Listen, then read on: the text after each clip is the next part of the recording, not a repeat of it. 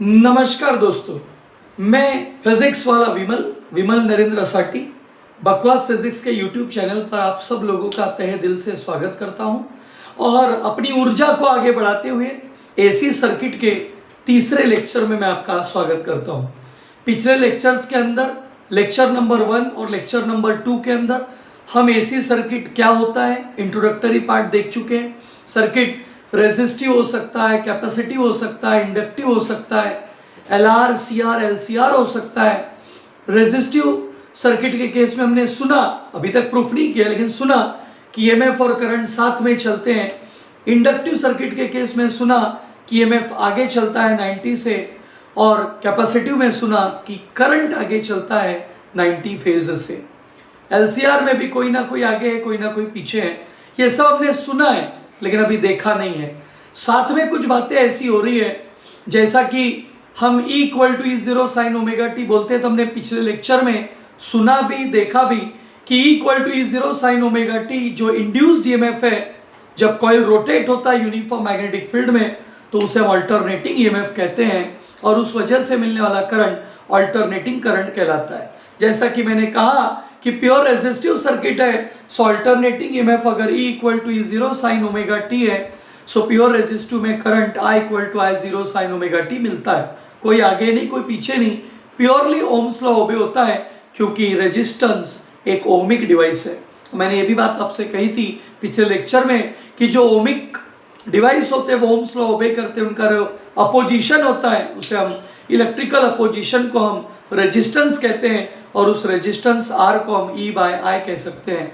उसी रेजिस्टेंस को हम E/RMS/I/RMS भी कह सकते हैं। हालांकि पिछले लेक्चर में उन्होंने बात बोली, हमें वो सारी बातों का बेसिक देखना है कि भाई E/RMS क्या होता है। हमने पिछले लेक्चर में E देखा, E0 sin omega T. I देखा कि अगर E = E0 sin omega T है, सो I = I0 sin omega T हो सकता है प्योर रेजिस्टिव के लिए, क्योंकि ओम्स लॉ ओबे हो रहा है, कोई आगे नहीं कोई पीछे नहीं, दोनों साथ में है। लेकिन प्योर इंडक्टिव सर्किट के केस में अगर हम बात करते हैं, सो ईएमएफ कुछ तो भी आगे है 90 के फेज से, करंट कुछ तो भी पीछे है, दोनों साथ में नहीं है, मतलब फेज डिफरेंस है। तो अगर EMF E = E0 sin omega T है, so current I = I0 sin omega t -φ/2 है, जिसे मैं जनरली -φ यानी फेज डिफरेंस, कुछ तो भी फेज से चल रहा है पीछे। तो अगर प्योर इंडक्टिव है सो करंट 90 से पीछे चल रहा है। यही अगर प्योर कैपेसिटिव सर्किट है दोस्तों, तो उसमें करंट आगे चलता है 90 के फेज से, ईएमएफ पीछे चलता है। सो अगर ईएमएफ की equation E = E0 sin omega T है या E = E0 sin थीटा है, सो करंट की equation I = I0 sin omega T plus phi है। फाई बता रहा है कि फेज डिफरेंस ज़्यादा है और उस फाई की वैल्यू कैपेसिटिव के लिए एग्जैक्ट 90 से आगे है। तो ये सब बातें थ्योरेटिकली हमने सुनी है। हमने ये भी सुना कि जो नॉन ओमिक अपोजिशन होता है offered by the inductor coil capacitor, that is called reactance X। अगर इंडक्टिव रिएक्टेंस है तो X L है, कैपेसिटिव रिएक्टेंस है तो X C है। दोनों नॉन ओमिक अपोजिशन है, दोनों ओम्स लॉ ओबे नहीं कर रहे हैं।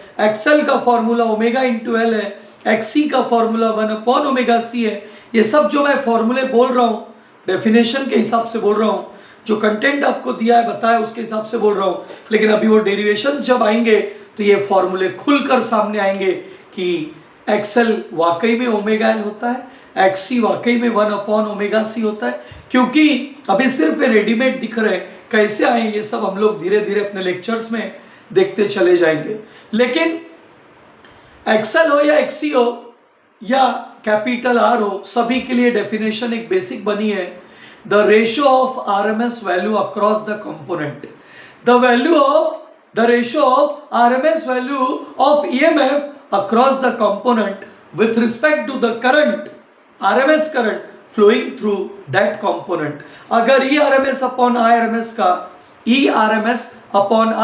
का हम रेशियो लेते हैं तो वो रेशियो की वैल्यू जब भी आप देखोगे, सो किसी ना किसी रेजिस्टेंस या किसी ना किसी रिएक्टेंस अपोजिशन के बराबर है, जिसे हम ओहम में मेजर करते हैं। ये अपोजिशन जो हो रहा है जिसमें ERMS/IRMS का हम रेशियो ले रहे हैं, सो ERMS इफेक्टिव वैल्यू ऑफ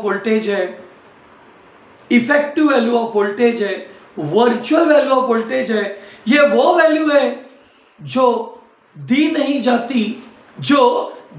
जाती लेकिन मिल जाती है। हम एक कॉमन शब्द इस्तेमाल करते हैं कि अगर ERMS क्या है, इफेक्टिव वैल्यू क्या है, वर्चुअल वैल्यू क्या है, तो एक स्टेडी DC अमाउंट का करंट देने पर किसी कंडक्टर में, किसी रजिस्टर में स्टेडी DC अमाउंट का करंट देने पर जितनी हीट जनरेट होती है, आप हीट का फॉर्मूला भली भांति जानते हैं, H is equal to I²R into dt। This is the general formula for the heat, क्योंकि सभी को बहुत अच्छे से पता है कि किसी भी प्रकार का पावर यानी वर्क अपॉन टाइम होता है। वर्क का मतलब पावर इंटू टाइम होता है, और वर्क का मतलब अगर किसी भी प्रकार का पावर इंटू टाइम है, तो अगर वर्क इलेक्ट्रिकल है तो पावर भी इलेक्ट्रिकल है। सो उसे पावर को हम voltage into current E into I लिखते हैं। और सभी जानते हैं ओम्स लॉ की कंडीशन में जो भी वोल्टेज है वो करंट इंटू रेजिस्टेंस के बराबर है। सो मिलने वाला result I into I² dt मिलता है। और जब ये इस फॉर्मेट में मिलता है, सो जो कुछ भी वर्क डन हो रहा है, जो कुछ भी एनर्जी खर्च हो रही है, जो कुछ भी एनर्जी डिसापिएट हो रही है, वो एनर्जी हीट के फॉर्म में डिसापिएट होती है। क्योंकि जब भी किसी कंडक्टर से, जब भी किसी रेजिस्टर से, जब भी किसी इंडक्टर से, जब भी किसी कॉइल से करंट फ्लो होता है, हीट जनरेट होती है। आप पानी गर्म करने के लिए कॉइल गर्म करते हीट जनरेट होती है, चाहे वो हीटर की सिगड़ी हो, चाहे वो हीटर हो, कोई भी हो, पानी वाला हीटर हो, कुछ भी हो। सो हीटर है, कॉइल है, हीटिंग इफेक्ट आता है जूल्स लॉ के अकॉर्डिंग। तो ये जो भाषा इस्तेमाल की गई है ये जूल्स लॉ के अकॉर्डिंग है, जिसमें अगर कभी किसी ने बोला कि भाई ये कांस्टेंट अमाउंट का करंट था, ये कांस्टेंट अमाउंट का करंट था, कॉइल का, कंडक्टर का, रेजिस्टर का कुछ तो भी रेजिस्टेंस था, ये इतने अमाउंट की हीट जनरेट हो रही थी, तो दोस्तों ये अमाउंट की हीट जो जनरेट हो रही है, इसमें ये जो करंट है ये RMS वैल्यू ऑफ करंट के बराबर है। RMS वैल्यू ऑफ करंट के बराबर है over one complete cycle. Sir आपने साइकिल कहा, मैंने इसलिए dt टाइम को कैपिटल T में कन्वर्ट कर दिया। For one complete cycle what ever the heat is released, what ever the amount of heat is lost during the flow of current, the heat is generated, that heat is equal to the effective value of current. Heat is equals to IRMS का square multiplied by R into T, where IRMS is equal to I. This is the DC current and this is the effective value of current. This is the DC current which is responsible to generate the heat. The same amount of heat will be generated or dissipated due to the effective value of current. So whatever the steady flow of current given to the conductor, the same amount of RMS value of current will produce the same amount of heat. So IRMS is nothing but the current, steady DC current that generates a heat equal to the IRMS amount. I equals to the H amount which was generated due to the flow of IRMS amount of current. This IRMS root mean square value of current, root mean square value of the current, and this root mean square value IRMS morning में हमने lecture देखा था, उस lecture के अंदर भी IRMS हो या ERMS हो, मैंने शब्द इस्तेमाल किया था I0/√2, क्योंकि जो भी सप्लाई वोल्टेज है, जो भी सप्लाई करंट है, उसकी पीक वैल्यू या तो I0 है, E0 है, लेकिन ये जो वैल्यू इफेक्टिव वैल्यू है उस टोटल का कुछ तो भी परसेंटेज सॉल्व करेंगे तो लगभग 71% के आसपास उसकी वैल्यू आती है। हम ये बात अभी बोल रहे ओरली, लेकिन हम साबित करेंगे। लेकिन इसमें मैं 2-3 बातें कहूँगा जो हमें जानकारी के लिए पढ़ना सीखना बेहद ज़रूरी। ये बात मैंने बताई, बोर्ड की बुक में भी कुछ बातें लिखी हुई है, लेकिन इसको जितना सफिशेंट मैंने कहा कि भाई effective value of RMS value of current क्या है। सो स्टेडी करंट, डीसी करंट जब किसी कॉइल को, कंडक्टर को, रेजिस्टेंस को दिया, तो जितने अमाउंट की हीट जनरेट होती है उतने अमाउंट की हीट जनरेट कराने की ताकत जो करंट रखता है, एसी करंट, उसे कहते हैं RMS वैल्यू ऑफ करंट। वो डीसी है और ये एसी है। सो डीसी करंट देने पर जितनी हीट जनरेट हो रही है, RMS वैल्यू उतनी अमाउंट का करंट देकर उतनी हीट जनरेट कराता है। ये मैक्सिमम नहीं है, क्योंकि मैक्सिमम इसको बोलते हैं पीक वैल्यू को, ये उसका कुछ परसेंटेज है, क्योंकि I0/√2 है। √2 की वैल्यू 1.414 होती है, √2 की वैल्यू 1.414 होती है अप्रोक्सीमेट। रेसिप्रोकल फॉर्मेट अगर आप देखोगे तो आपको जो वैल्यू मिलेगा रेसिप्रोकल में 0.7073 मिलेगा, reciprocal 0.7073 RMS value of current आएगा। और ये 0.7073 को अगर परसेंटेज में कन्वर्ट करो तो 70.73% off peak value of current. Same RMS के लिए बैठता है पीक वैल्यू ऑफ EMF का। सो पीक वैल्यू मैक्सिमम वैल्यू तुम्हारी I0 है, उसका सिर्फ लगभग 70.73 यानी अप्रोक्सीमेट 71% ही काम आ रहा है इफेक्टिव वैल्यू के लिए। मतलब पूरा भेजा जा रहा है इतना, लेकिन उस पूरे की कोई गरज नहीं है, कोई जरूरत नहीं है। आपने 71% भी भेज दिया, मतलब RMS वैल्यू भेज दी, इफेक्टिव वैल्यू भेज दी, इफेक्टिव वैल्यू इसलिए इसको नाम दिया इफेक्टिव। इतना भी गया तो काम हो जाएगा, उसके ऊपर की जरूरत नहीं पड़ती, ये उसका मतलब है। ठीक, तो चलिए अपनी बात को आगे बढ़ाते हैं, क्योंकि एक एक बातों को सुनना सीखना बेहद जरूरी है। अब ये बातें जो मैंने लिखी साबित भी तो करनी है, तो साबित करने के लिए कुछ 3-4 बातें कहूंगा। थोड़ा मैथमेटिकल है, फिजिक्स थोड़ा कम दिखेगा, मैथमेटिक्स थोड़ा ज्यादा दिखेगा। सर पहला target average value of EMF find out करना। Average value of EMF, induced बोलो या फिर करंट, कोई भी एक सॉल्व कर लो तो दूसरा ऑटोमेटिकली निकल जाता है। और जब अपन उसको सॉल्व करते हैं ना, तो सॉल्व करते करते हमको बहुत सारी बात समझ जाती है। क्या पूछा गया? Average value of EMF। लेकिन कब? ये सबसे इंपॉर्टेंट है। तो पहली बार जो मैं बात कर रहा हूं वो मेरा शब्द है over one complete cycle. Over one complete cycle, एक कंप्लीट साइकिल के लिए एवरेज EMF क्या होता है, एवरेज करंट क्या होता है। तो बच्चा जानता है ऑल्टरनेटिंग EMF है, इंड्यूस पहले नाम बोलते थे, अब पता चल गया कि वो दो फिक्स वैल्यू के बीच में ऑल्टरेशन करता है। तो भाई एवरेज वैल्यू ऑफ EMF अर्थात mean value of EMF over one complete cycle.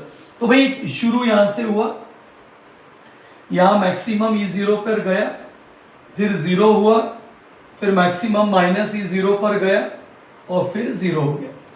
इसका मतलब है ये हर एक कंप्लीट साइकिल के बाद 0 हो जाता है।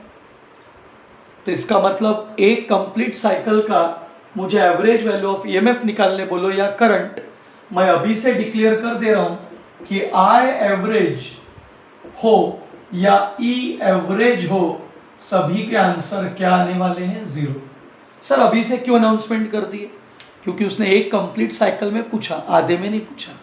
क्योंकि आप भी जानते हैं कंप्लीट साइकिल में law of conservation of energy और लेंजेस लॉ के बातें जो हम पढ़ चुके, उससे पता चलता है कि ओवर वन कंप्लीट साइकिल अगर आधी साइकिल फ्लक्स देती है, EMF इंड्यूस कराती है, तो बची आधी उसको एब्जॉर्ब करती है, खर्च करती है। तो अब एक साइकिल जब भी पूरी रहेंगी तो चाहे E एवरेज हो या I एवरेज 0 आना ही है, मैं साबित कर दूंगा। लेकिन हमको हाफ साइकिल पे जवाब देखेंगे। सर क्यों हाफ साइकिल पे भी जवाब देखेंगे? क्योंकि जब एक कंप्लीट साइकिल का आंसर 0 है तो उसका इंपॉर्टेंस खत्म हो जाता है, लेकिन जब हाफ साइकिल पे आंसर हमको मिलेगा तो उससे उसका इंपॉर्टेंस और बढ़ जाता है। सो दोस्तों वन कंप्लीट साइकिल में आंसर 0 आना ये पहले डिक्लेयर कर दिया, हम प्रूफ करेंगे। लेकिन हम एवरेज वैल्यू हाफ साइकिल के लिए निकालेंगे जिसमें कुछ दमदार आंसर हमको मिलेगा। सीखते हैं। तो आपसे गुजारिश है ध्यान दीजिए मैथमेटिकल टर्म। जब भी एवरेज वैल्यू ऑफ EMF बोला गया ओवर वन कंप्लीट साइकिल, तो उसको निकालने का जो फंडा है, जो सिस्टम है, वो कुछ इस तरीके से है और बड़ा ही प्यारा है। सर ये आपने क्या किया? अगर आप अच्छे से देखो तो मेरी बात आपको समझ में आएगी। मैंने EMF लिया, उसका इंटीग्रेशन लिया। सर आपने इंटीग्रेशन क्यों लिया? क्योंकि ये बात सोचने वाली है कि यहाँ पर साइकिल बनी हुई है, EMF शुरू हुआ टाइम 0 से और खत्म हुआ टाइम कैपिटल T पर।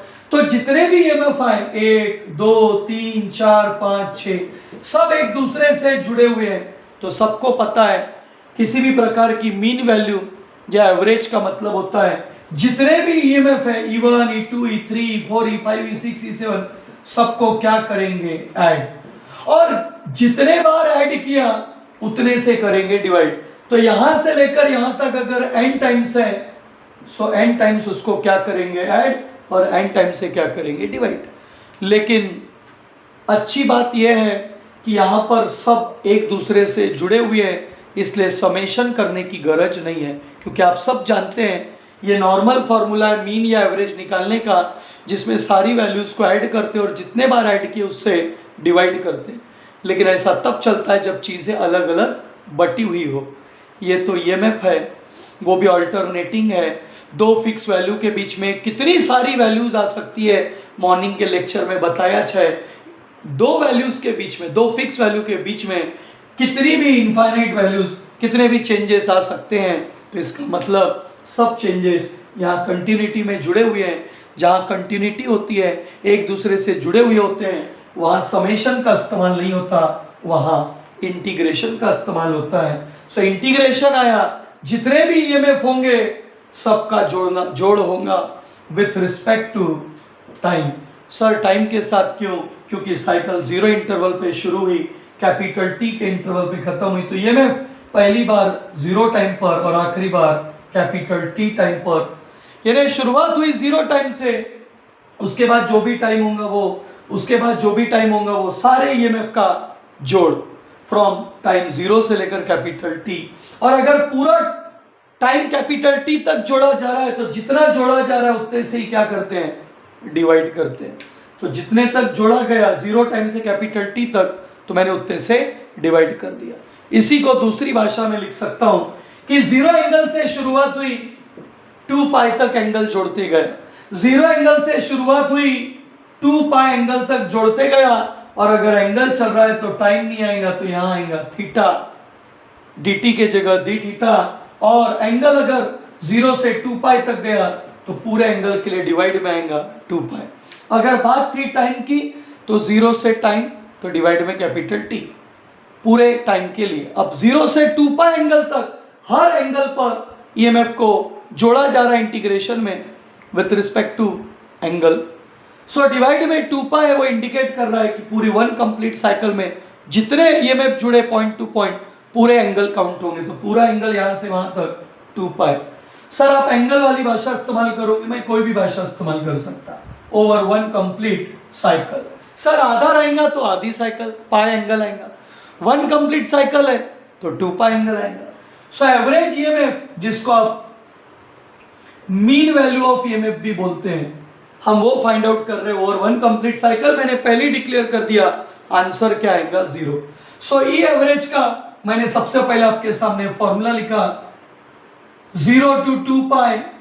0 एंगल से शुरुआत हुई ईएमएफ की, अंतिम एंगल 2 पाई था with respect to angle theta, और अपॉन में एंगल था 2 पाई। बच्चा जानता है कि जो ईएमएफ है उस ईएमएफ अल्टरनेटिंग की value E0 sine omega T है या फिर E0 साइन थीटा है। सर आपने थीटा क्यों चलाया? क्योंकि मेरे पास यहाँ पर थीटा है, डिवाइड में है 2 पाई।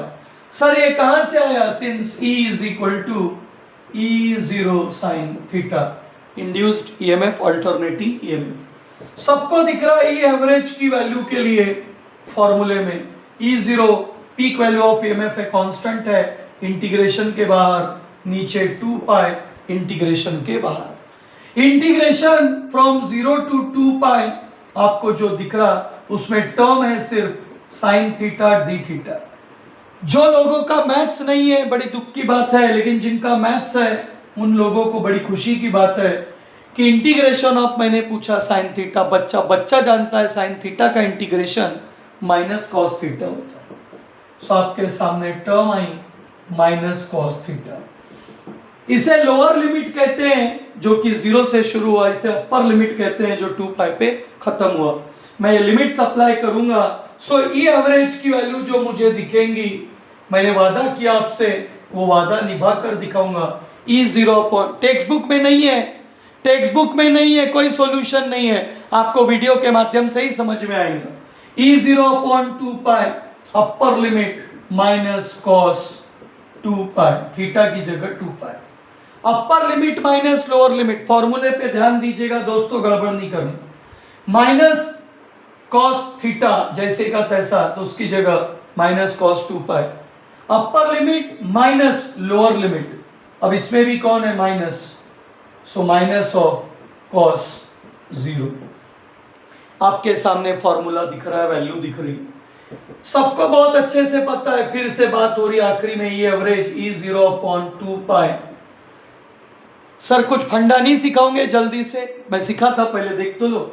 माइनस जैसे का तैसा कॉस 2 पाई, बच्चा बच्चा जानता है 2 पाई यानी एक रिवॉल्यूशन पूरे का हिसाब, 2 पाई यानी फिर से 0 एंगल, कॉस 0 की वैल्यू होती है 1, तो ये टर्म मिल जाएंगी -1 माइनस और ये 1, माइनस माइनस क्या हो जाएगा प्लस, माइनस माइनस क्या हो जाएगा प्लस, कॉस 0 की वैल्यू 1। बच्चा बच्चा जानता है -1 + 1 क्या होता है भैया, 0 होता है। और अगर ये 0 होता है तो 0 मल्टीप्लाइड बाय एनीथिंग क्या होता है 0। सो दोस्तों जो मैंने वादा किया था कि ई एवरेज की वैल्यू आपके सामने आंसर 0 निकाल कर दूंगा, साबित कर दिया। E0.2 pi multiplied by 0, your answer is 0। एक कंप्लीट साइकिल में ईएमएफ जहां से शुरू हुआ वहीं खत्म हुआ, ना कुछ पाया ना कुछ खोया। सो एवरेज ईएमएफ की वैल्यू, सिमिलरली एवरेज करंट की वैल्यू। सर क्यों, अब इतना पूरा सॉल्व करते थोड़ी ना बैठेंगे, क्योंकि आई एवरेज भी निकालोगे तो वही होना है, I average is equal to 0। और 100% कॉन्फिडेंस के साथ वो चीज हमको समझनी चाहिए, मन को पटनी चाहिए कि हाँ सर ऐसा होता है। और 1 कंप्लीट साइकिल आपके सामने आपको ईएमएफ दिखाई दे रहा है, 1 कंप्लीट साइकिल पर आपको ये एवरेज दिखाई दे रहा है, कितना हो रहा है 0। और आई एवरेज भी बस पूरा वही फंडा, I average equal to I into D theta, I 0 sine theta into वो पूरा साइकिल। सर शॉर्टकट कह रहे थे, अगर आप, ये तो लॉन्ग कट है, शॉर्टकट ये है कि इतना तो लिखना पड़ेगा, यहां तक आना पड़ेगा, बस इस स्टेप के बाद आप बच सकते हो। सर बचना है नहीं कैसा, अगर आप इसका इंटीग्रेशन रेडीमेड याद रखो कि integration from 0 to 2 pi over 1 complete cycle है, साइन थीटा डी थीटा कितना होता है 0, तो अगले स्टेप में उसको 0 लिख सकते हो, बाजू में इसकी वैल्यू सिंस बता दिए, तो इतनी स्टेप लिखने की गरज नहीं, आपका कम स्टेप में काम हो सकता है। सर ये क्या था, बचने का रास्ता, मेरा काम है आपको सिखाना, आपका काम है उसको सीखना और फॉलो करना। सर लेकिन ये तो 1 कंप्लीट साइकिल का आंसर है, आपने पहले ही कहा था कि एक कंप्लीट साइकिल पर आए हुआ आंसर इफेक्टिव नहीं है, हमारे काम का नहीं है, तो हम हाफ साइकिल, बिल्कुल मैं बस आपके इस वीडियो में तुरंत अभी आपसे बात करूंगा, सो और हाफ साइकिल बात करेंगे, आप आंसर देखिएगा बड़ा मस्त आएगा, क्योंकि एक साइकिल में आंसर 0 है, हाफ साइकिल में आंसर 0 आ ही नहीं सकता। तो डेफिनेटली आपको पसंद आएगा, अच्छे से नोट कीजिए। चलिए, तो आप लोगों के पास 1 कंप्लीट साइकिल का हिसाब आ चुका है जो कि 0 है। और अपनी बात को मैं आगे बढ़ाता हूं, 1 कंप्लीट साइकिल से हटकर हम हाफ साइकिल पर बात करने आ रहे हैं। सर जवाब क्या होगा, बिल्कुल आप ध्यान से देखिए, बहुत बड़ा कॉम्प्लिकेशन नहीं है, बहुत सिंपल वे से। अभी तक 1 साइकिल की बात हो रही थी, हाफ साइकिल की बात हो रही। So average value of EMF और मीन वैल्यू ऑफ ईएमएफ या फिर current over half cycle, over half cycle, आधी साइकिल पर आधे के लिए अगर अपने को चाहिए, तो हम अभी आंसर नहीं बताएंगे, अभी अपने को सॉल्व करना है, सॉल्व करके चेक करेंगे क्या मिलता है। ई एवरेज अभी 1 कंप्लीट साइकिल नहीं, हाफ है, सो हाफ साइकिल में ईएमएफ तो ऐड होंगे, लेकिन 0 से लेकर सिर्फ हाफ साइकिल है पाई एंगल तक। सो जो एंगल की काउंटिंग होंगी 0 से पाई, उसमें डिवाइड भी पाई से चूंगा, 0 से पाई, सो डिवाइड में भी पाई हाफ साइकिल के लिए। ई की वैल्यू E0 साइन थीटा वो एज इट इज है into D theta. E average equal to E0 upon, अब हो जाएगा पाई। साइकिल चल रही from 0 to pi sine theta d theta, E0 upon pi, sine theta का integration minus cos theta, limit चल रही है from 0 to pi. Upper limit lower limit बराबर अप्लाई करना है, देखते ना आंसर कितना आता है। हमको वही तो बहुत अच्छे से क्या करना है, चेक करना है। सो E0 upon pi minus cos theta है, तो पहली टर्म होगी माइनस में, अपर limit minus cos pi minus अपर limit minus lower limit, lower limit में चलेगा माइनस कॉस 0। अप्लाई करेंगे कंडीशन पर बराबर, अप्लाई करेंगे कंडीशन पर बराबर वैल्यूज, E0 जैसे का तैसा, पाई जैसे का तैसा, माइनस पाई की वैल्यू, कॉस पाई की वैल्यू -1 होती है, सो ये -1 आ गया, माइनस माइनस प्लस हो गया, बराबर देखिए दोस्तों, माइनस जैसे का तैसे, कॉस पाई की value -1, minus minus plus, cos 0 की वैल्यू 1, बराबर अगर देखें तो हमको समझ में आता है ये कौन है भैया, तो ई एवरेज है। इस ई एवरेज में बहुत अच्छे से दिखता, बहुत अच्छे से समझ में आता, ई एवरेज में बहुत अच्छे से दिखता, बहुत अच्छे से समझ में आता, माइनस माइनस क्या हो जाता, प्लस, माइनस माइनस प्लस, +1 यानी 2, सो वैल्यू होगी 2 times of E0 by pi, value होगी 2 टाइम्स ऑफ E0 बाय पाई, उसे हम ई एवरेज में कुछ लिख सकते, E0 upon pi by 2। Sir ये क्या किए, मैंने आपसे कहा था ना हम कुछ फॉर्मेट में परसेंटेज में वैल्यू निकाल सकते हैं करके। सर वो 71%, वो तो आरएमएस वैल्यू है, वो अभी आईच नहीं, वो अभी आईच नहीं, वो आरएमएस वैल्यू, अभी हम किसी और की बात कर रहे हैं। सो ई एवरेज में E0 अपॉन पाई बाई 2, सभी भली बाती जानते हैं कि पाई का मतलब 3.142 होता है, पाई का मतलब 3.142, तो उसका आधा करेंगे डिवाइड बाय 2, तो 1.571। सो ई एवरेज का value E0 by pi by 2 अर्थात E0 upon 1.571, so E average is equal to 1 upon 1.571 यानी रेसिप्रोकल ऑफ 1.571। लॉगबुक में अगर आप चेक करो सो मुझे उम्मीद है आपको लगभग आंसर मिल जाएगा 0.6365, 0.6365 रेसिप्रोकल ऑफ 1.571, ये हो गया E0 की बराबर। सो ई एवरेज की value over half cycle, not one complete cycle. One complete cycle का आंसर 0 था, 0 है, 0 रहेगा। वो 0 था इसलिए उसकी बात हमारे किसी काम की नहीं थी, कोई समझदारी वाली बात नहीं थी, हमें समझदारी वाली बात चाहिए थी, इसलिए हमने हाफ साइकिल पर कुछ समझदारी वाली बात निकाली जिसका कोई मीनिंग हो, मीनिंगफुल हो। वो मीनिंगलेस था, एक कंप्लीट साइकिल है, आंसर 0 है। अब 0 है तो क्या करोगे, वो तो साइकिल से ही समझ में आता है, एक साइकिल कंप्लीट होगी तो आंसर 0 हो जाएगा। लेकिन हाफ साइकिल पे जो आंसर मिल रहा है वो हमें एक एवरेज वैल्यू देने की बात करता है। नो डाउट हाफ साइकिल है, लेकिन एक एवरेज तो बताता है कि भाई आधी साइकिल में एवरेज तो निकाला हमने, कितना निकल रहा, 0.6365 टाइम्स ऑफ E0। परसेंटेज में देख लीजिए जरा, सो लगभग लगभग, क्योंकि परसेंटेज है मतलब इस वैल्यू को आपको 100 से मल्टीप्लाई करना पड़ेगा। सो दोस्तों ई एवरेज अगर ये 100 से मल्टीप्लाई हो सो पॉइंट शिफ्टिंग 2 बार होंगी, 63.65% ऑफ E0, मतलब एवरेज वैल्यू जो पीक वैल्यू ऑफ EMF है उसकी लगभग लगभग राउंड अप 64% के बराबर है। ई एवरेज की वैल्यू लगभग लगभग 64% ऑफ E0 के बराबर है, पीक वैल्यू ऑफ EMF की। सो मैंने एक कंप्लीट साइकिल का जवाब भी रखा और आधे का भी रखा ताकि आपको मेरी बात समझ में आ सके।